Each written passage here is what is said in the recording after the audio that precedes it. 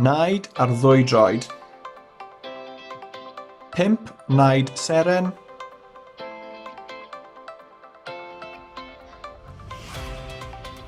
cropian o dan y bwrdd.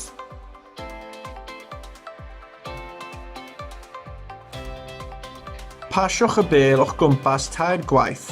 Yna, newidiwch cyfeiriad. Gwnewch hwn 3 gwaith eto. Tafliad dan ysgwydd i fewn i darged.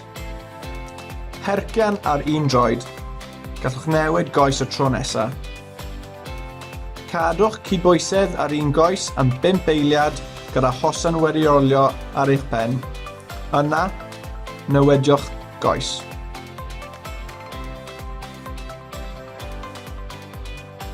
Gorffennwch gyda naid ar ddwy droed. Diolch am wylio. Rhowch gwybod sut ydych chi'n dod ymlaen.